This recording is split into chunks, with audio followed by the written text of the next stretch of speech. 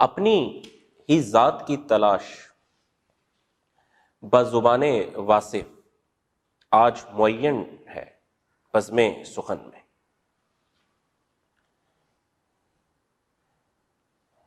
میں نے آئینے میں دیکھا میرا عکس تھا، ہو بہو مجھ جیسا، میں اس میں محو ہو گیا، اس کی حرکات و سکنات میرے جیسی تھی۔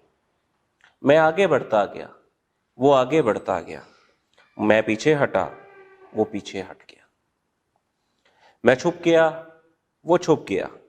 یہ عجیب کھیل تھا۔ میں سوچتا کہ اصل میں کون ہے۔ یہ سوچ بڑی اذیت ناک تھی۔ میں اس سے ہم کلام ہوا، وہ خاموش تھا۔ مجھے عجیب محسوس ہوا، عکس اصل سے مختلف معلوم ہوا۔ وہ ہمیشہ خاموش رہا اور میں ہمیشہ بولتا رہا۔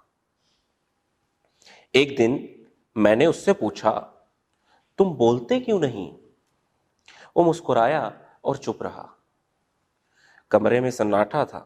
میں نے پھر سوال کیا، تم بولتے کیوں نہیں؟ اس نے کہا، میں بولوں گا تو تم برداشت نہ کر سکو گے۔ بس اتنا سن کر ہیبت طاری ہو گئی، کبھی طاری ہو گئی، اور پھر نہیں معلوم کہ کیا ہوا۔ نہ معلوم میں آئینے میں سما گیا یا وہ آئینے سے باہر نکل آیا۔ بہرحال برداشت سے باہر تھا، جو ہوا سو ہوا۔ اس دن سے آئینہ ٹوٹ گیا۔ آئینے کی ضرورت بھی نہیں تھی، وہ اور میں ساتھ ساتھ تھے۔ اس دن سے مجھے ہر شے بدلی بدلی نظر آنے لگی۔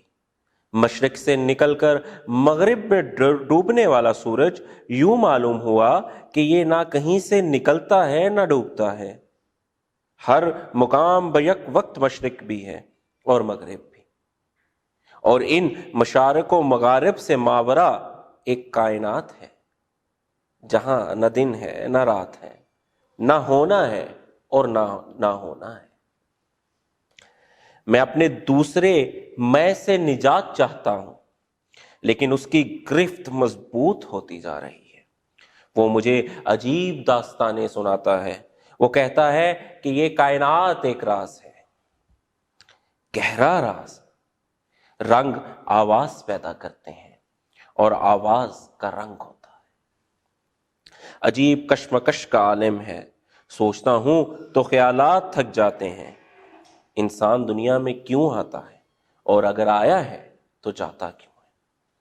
میں سوچتا ہوں کہ لامکان میں رہنے والا ہر مکان میں موجود کیسے ہے؟ اگر موجود ہے تو لامکان کیوں ہے؟ میں یہ دعا نہیں کرتا کہ دشمن مر جائے، میں کہتا ہوں کہ دوست زندہ ہو جائیں، جذبے بیدار ہو جائیں، عزم پیدا ہو جائے، وحدت افکار و کردار حاصل ہو جائے، اس قوم میں یقین کی دولت عام ہو جائے۔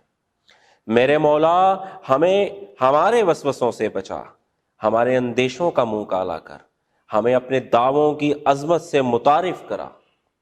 میرے مولا تاریخ کی رسوائی سے بچا، ہمیں معافی کا راستہ دکھا۔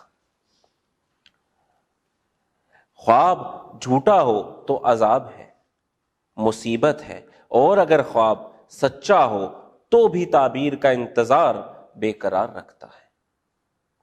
ایسا خواب بھی کیا دیکھنا جس کی تعبیر سمجھ میں نہ آئے۔